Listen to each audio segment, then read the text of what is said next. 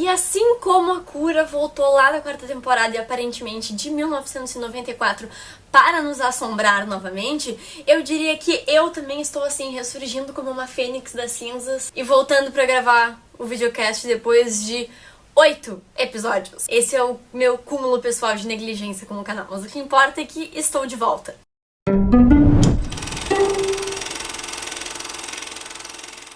Gente, meus olhos estão muito inchados, socorro. E eu acabei de perceber que estou sem brinco, sem colar e sem anéis, me sinto nua. Mas tudo bem, nada disso tem muita relevância, né? Vamos começar agora então a colocar em dia todos os nossos assuntos sobre Vampire Diaries. Eu decidi que esse vídeo eu não vou dividir por episódios, eu vou dividir por personagens, que eu acho que vai ser mais fácil da gente organizar a nossa cabeça. Como no... Nossa, bati uma palma muito forte agora. Tenho que gesticular menos com as mãos quando eu falo. Enfim, vai ficar mais fácil, eu acho, da gente organizar a nossa cabeça dividindo por personagens. Como no videocast. Como no videocast anterior eu falei muito do Kai, né, do louco psicopata com poder de 300 viajantes, solto pela cidade, enquanto Damon e Helena resolviam ter um jantar romântico, né, como eu reclamei bastante que essa atitude não foi coerente, vamos continuar falando do Kai e de atitudes não coerentes em relação a ele. Então, ele tava lá, solto, daí meio que tiveram a oportunidade de matar ele, né, tava aquela confusão lá na escola, deixaram ele fraco, daí a Joe entrou com um feitiço de camuflagem lá, e daí todo mundo podia matar o Kai, mas melhor não. Daí até tentaram pra ele parar o câncer louco lá da Liz Forbes, o que também não deu certo. Tribom ter deixado ele vivo, porque daí ele fundiu com o Luke, daí agora ele é chefe dos Gemini. Mas isso não durou muito tempo, porque daí, né, ele e a Bombom tiveram ali um confronto e ele foi parar de volta em 1994. Basicamente, a gente pode falar que o Kai, ele veio dar um oi pro novo milênio, mas aí ele voltou lá para os anos 90 e pra época do grunge, deve estar lá ouvindo Nirvana. E no meio de todos esses episódios, o que andava fazendo o Enzo? O Enzo, aquele personagem que apareceu na temporada passada como uma promessa de ser um personagem tão bom como seria como um novo Klaus, daí todo mundo comparou porque ele também tinha sotaque britânico. Gente, ele tá um saco. Quero destruir a vida do Stefan.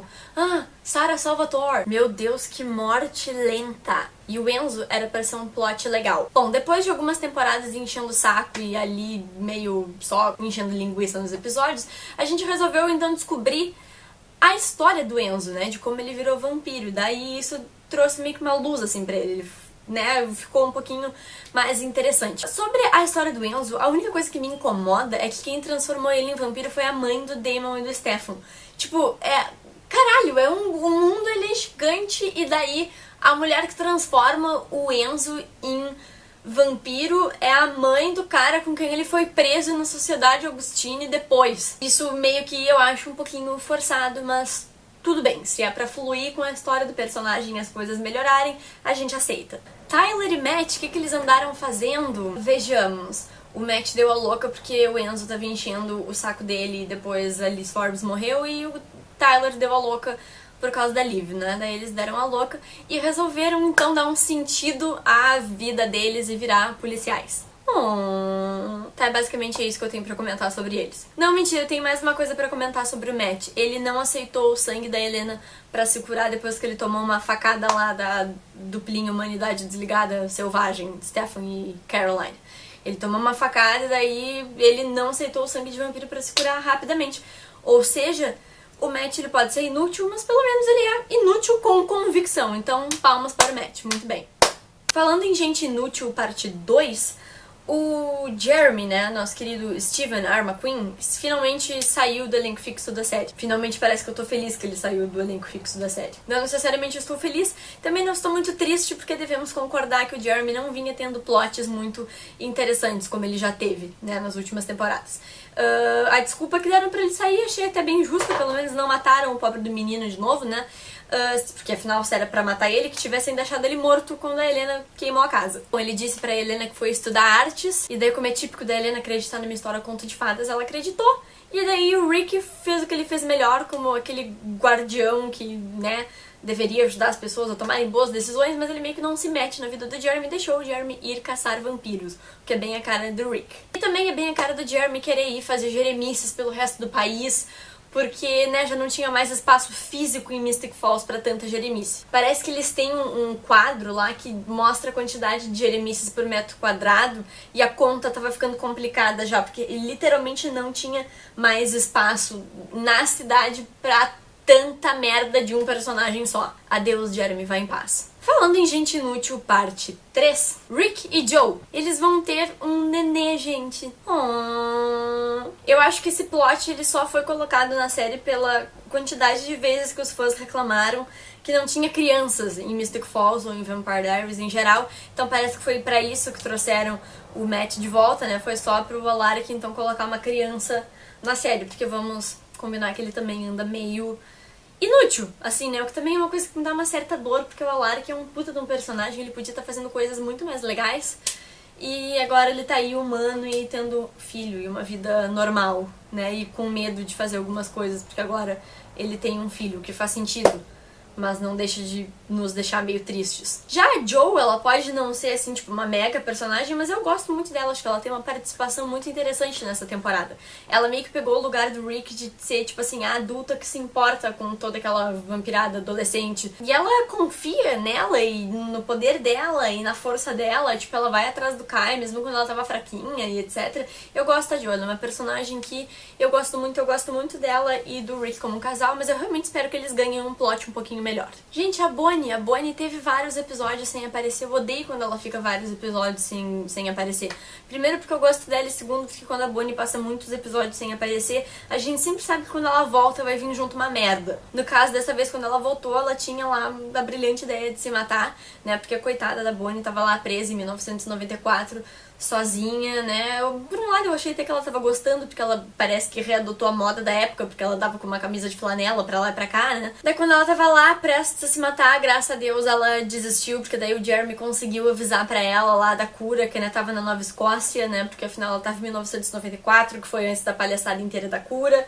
E daí de vez em quando a gente vê que os personagens da série eles pensam, a não ser de fazer cagada atrás de cagada, semana após semana, né? De vez em quando, em vez de deixar o louco psicopata solto com o poder de 3.000 viajantes, eles se dão conta que em 1994 tem uma cura. Vejam só, alguns episódios sem gravar videocast... Bati outra palma. Alguns episódios sem gravar videocast e meus problemas de dicção voltaram. Ai, que maravilha, tô regredindo. Daí a Bonnie volta do mundo dos presos e ela traz consigo a cura. Qual é a próxima surpresinha que a gente vai ter agora? Vai vir mais um doppelganger do Stefan ou da Helena. Eu tenho uma teoria que assim como tem um mundo prisão em 1994 e 1903, tem um mundo prisão lá em Jerusalém, tipo na época de Jesus, onde estão presos Judas e uma população inteira de doppelgangers do Stefan e da Helena. Porque daí cada vez que eles não sabem o que fazer na história, eles vão lá e catam um par de doppelgangers e jogam na temporada. Gente, vamos ser criativos, tá? Vamos parar de trazer coisas do passado,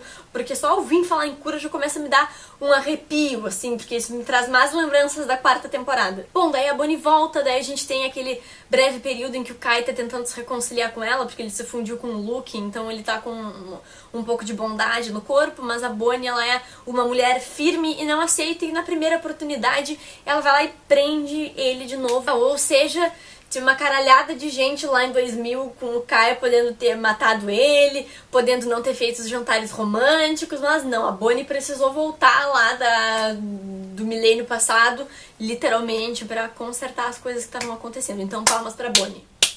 Acontece que quando prenderam o Kai lá, tinham ido buscar a Lily, que é a mãe, né, do Stefan e do Demo, que também foi, né, uma grande surpresa dessa temporada e um plot interessante, eu diria, mas nós vamos falar dele daqui a pouco. E direto do baú da terceira temporada, atacando de novo nas paradas, o hit de Vampire Diaries foi lançado pelo Klaus e tá aí nas paradas de novo, né? O famoso Turn It Off. Depois do Stefan desligado, depois da Helena desligada, temos aí então o Stefan desligado mais uma vez, né? O Stefan, ele curte, né? Liga, desliga, liga, desliga.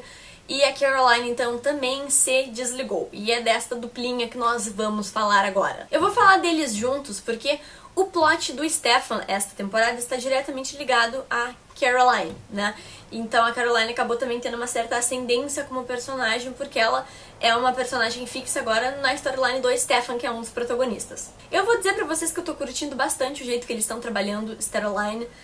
Eu no início, eu não curtia muito Storyline, era uma coisa que não me agradava muito. Mas eu acho que os roteiristas, eles conseguiram, assim, trabalhar de um jeito tão racional e tão devagarinho e tão, né, colocando aos pouquinhos, assim, na nossa mente a ideia deles como um casal, que eu acho que ficou uma coisa bem verossímil, bem verdadeira, assim, dá pra gente acreditar que eles realmente são amigos que aos pouquinhos, né, vão virando algo mais, não ficou uma coisa jogada de qualquer jeito no roteiro.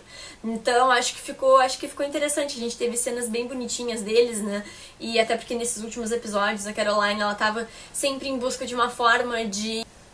Gente, meu vizinho acabou de queimar uma torrada. Não, na verdade eu acho que ele queimou um pão de forma inteiro, porque puta que pariu, tá um cheiro queimado aqui que olha. Ou sou eu que tô pensando demais pra fazer esse videocast de tanto episódio, tá dando um cheiro estranho aqui. Continuando. A Caroline, ela tava nessa coisa de querer buscar uma forma de ajudar a mãe dela, ela não tava aceitando que a mãe dela tava com câncer, etc.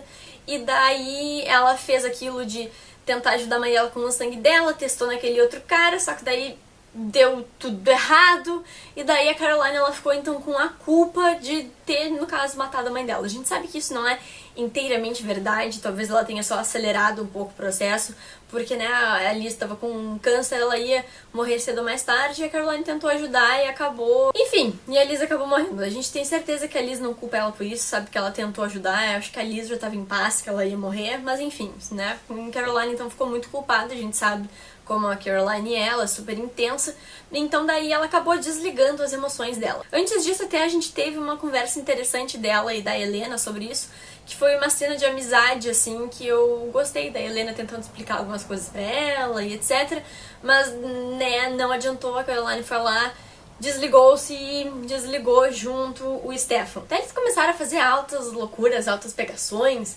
né, tocaram terror aí por um tempo, só que daí depois o Damon volta lá de 1903 com a mãe dele, eles resolvem usar então a mãe dele pra trazer a humanidade do Stefan de volta, e uma vez que o Stefan está de volta, ele então coloca umas memórias na mente da Caroline, deixando ela vulnerável e etc, sobre a mãe dela, e ela acaba voltando também assim, né, do último episódio pra cá, os dois estão de volta com suas humanidades. Confesso que quando eles desligaram eu fiquei um pouco receosa que eles iam ficar muito chatos, que nem a Helena ficou na 4ª temporada quando tava desligada.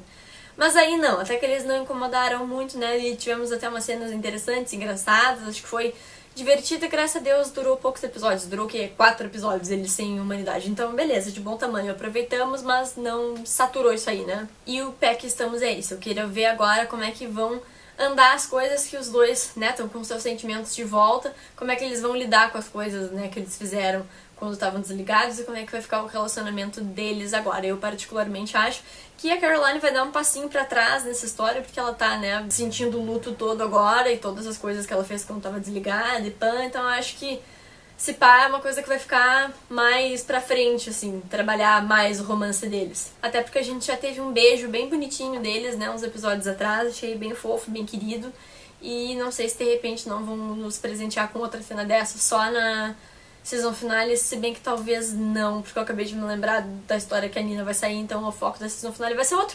Não sei, mas enfim, tô torcendo pelos dois. Cadê meus corações? Olha, isso aqui é pra representar que eu estou torcendo, né? Storyline.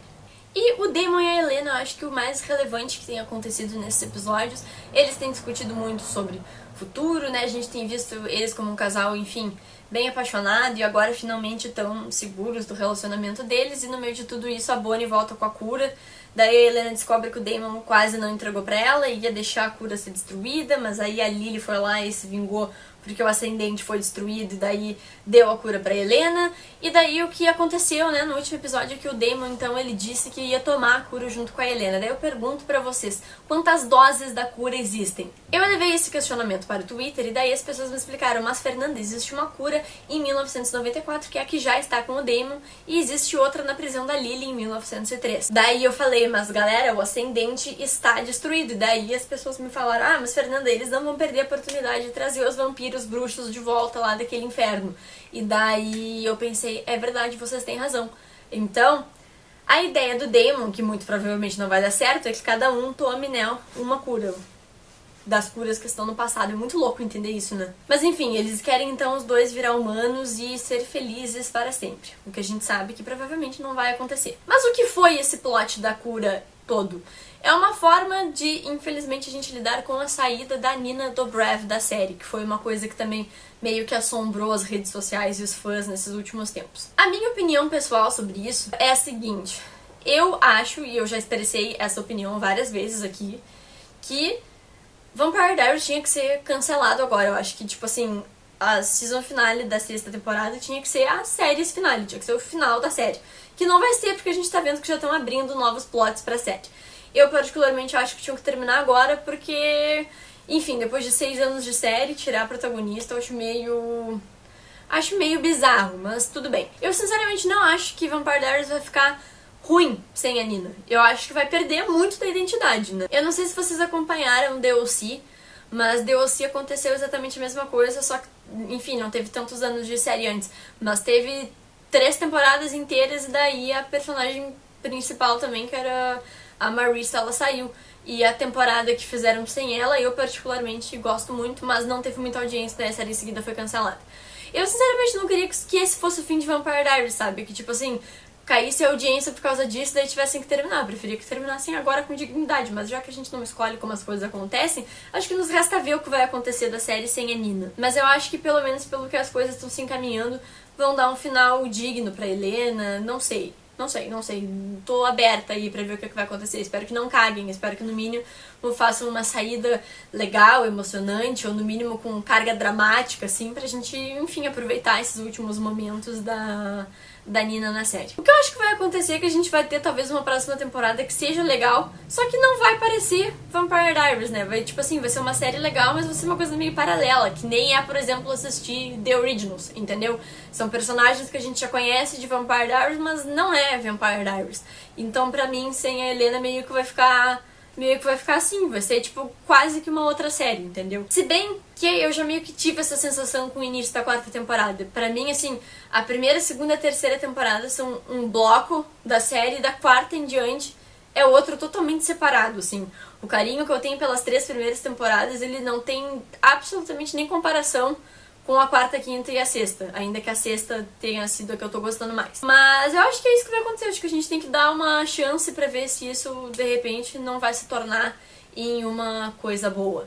Então tá, galera, eu sei que eu corri bastante com esse vídeo, né, porque eu deixei, né, muita coisa por muito tempo, mas se Deus quiser e a Bonnie me ajudar, eu vou estar até o final da temporada fazendo um episódio por semana novamente, porque a minha vida está um pouquinho mais organizada do que estava antes. Se por algum motivo obscuro da vida vocês ainda não são inscritos no canal do Alu Desfocado, cliquem aqui no logo e se inscrevam. Não esqueçam de acessar o aludesfocado.com.br para ler as reviews escritas de Vampire Diaries e também de mais 40 séries que a gente tem lá, várias coisas, fiquem de olho, curtam as nossas redes sociais e se vocês quiserem me acompanhar nas redes sociais, estão todas aqui na descrição do vídeo. Muito obrigada por terem assistido mais esse videocast e até semana que vem.